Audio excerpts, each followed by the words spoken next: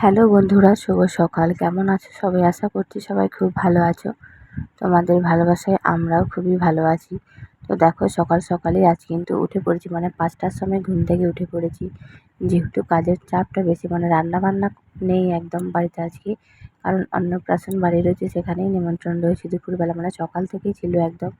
কিন্তু সকাল থেকে যাওয়া হলো না। ধান টান তো মাঠ থেকে বাড়িতে এসছে, কাঁচা ধান, সেগুলো এখন রোদ্দুরে ভালো করে শুকিয়ে নিয়ে রাখতে হবে। তো বুঝতেই পারছো কতটা চাপের মধ্যে রয়েছি। যদিও অতটা ধানের কাজ টাজে, মানে আমি তো খুব একটা যাই না, বাপের বাড়িতে চাষবাস ছিলই না, শ্বশুর বাড়িতে এসে এইসব চাষবাস রয়েছে, তো ধানের কাজের কিছুই জানি না। তবু এই একটু টুকিটাকি সাহায্যগুলো করে থাকি। তো দেখো, সকাল সকালই বর একদম ছাদে চলে এসেছে ধানটা মেলার জন্য, আর বরের সাথে আমিও ছাদে গেছিলাম। তো ধানের কাজ খুব একটা আমার জানা নেই সেভাবে, কিন্তু ধান মেলা টেলা, তারপরে একটুখানি মানে ঢেকে দেওয়া, এই সমস্ত কাজগুলো, মানে এক জায়গায় আবার জড়ো করে ধানটা ঢেকে টেকে দেওয়া, এই সমস্তগুলো একটু করে থাকি। তো যাই হোক, কী যে করবো এসে খুঁজে পাচ্ছি না। বাবা মার সঙ্গে মানে ছাদ থেকে দাঁড়িয়েই কথা বলছিলাম, কারণ নিচেতেও প্রচুর ধান মেলা রয়েছে, তো সেই কারণেই বলছিলাম। আর খুব ভোর ভোরই একদম দিয়ে দিচ্ছি, কারণ এখন বড়দিনের বেলা, আর 5টা মানে মনে হচ্ছে যেন অনেক সকাল হয়ে গেছে গ্রামের মানুষের কাছে। এমনিই সকাল 5টা মানে মানে ভোর বলে আর কোনো জিনিসই নেই। যাই হোক, আমাদের 5টা থেকেই কাজবাজ শুরু হয়ে যায়। আর ভোরের মিষ্টি হাওয়াটাও ভীষণ সুন্দর লাগছিল। তো যাই হোক, এদিকে রান্না বান্নার চাপ যেহেতু নেই, কিন্তু টুকিটাকি কাজগুলো তো সেরে রাখতেই হয়। আর যেহেতু বলেছিলাম বাড়িতে আত্মীয় স্বজনও কিছু আসবে, মানে আমাদের বাড়িতে অন্নপ্রাশনটা না হলেও আত্মীয় স্বজনগুলো আমাদের খুবই কাছের, তো সেই কারণেই দেখো, এমনি বাসি কাজ টাজ সেরে টেরে নিয়ে একদম স্নান টান সেরে নিয়েছি। আর আজকে শাড়িটা কেমনভাবে পরেছি শুধু একবার দেখো। মানে দুপুরবেলাতেই যেহেতু ওই পিসিমাদের বাড়িতে যাব, মানে যেখানে নিমন্ত্রণ রয়েছে, তো সেই জন্যই ভাবলাম জাস্ট একবার মানে স্নানের পরে শাড়িটা পরি, একদম তারপরে রেডি হয়েই চলে যাব।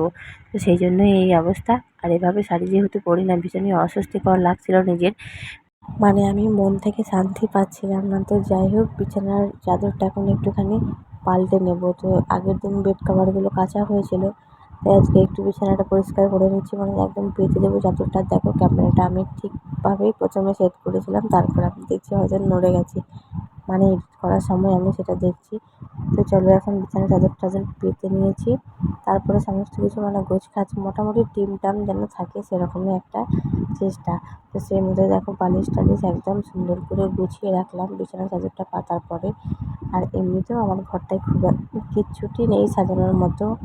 আর ঘরের কাজও যেহেতু অনেকটা এখন বাকি আছে, সেই কারণে কোনো কিছু ফার্নিচারও যে বাড়িতে কিনবো সেই কারণেই কেনা হচ্ছে না। একদম পুরোপুরি বাড়িটার কাজ সম্পূর্ণ হলে তবে হয়তো কোনো কিছু রাখলে বেশ ভালো লাগবে। তো আপাতত আমার ঘর এখন সুন্দর বলতে কিচ্ছু নেই সুন্দর দেখানোর মতো। তো যেটুকুই আর কি আছে সেটুকুই তোমাদের সঙ্গে শেয়ার করি। আর এই যে বিছানার চাদরটা পাতার পরে দেখো, খুবই সুন্দর লাগছিল। আর এই বিছানার চাদরটা আমার না খুবই প্রিয় বিছানার চাদরটা। আর বিছানার চাদর কেনার প্রতি আমার একটা অন্যরকম নেশা রয়েছে। তো আসলেই মনে হয় কিনে ফেলি। তো এভাবে না অনেকগুলো বেশ জমা হয়ে গেছে আর কি বাড়িতে। তো যাই হোক, দেখো এখানে যে ভাগ্নিরা এসেছিলো তারা এখন সাজুগুজু করছে।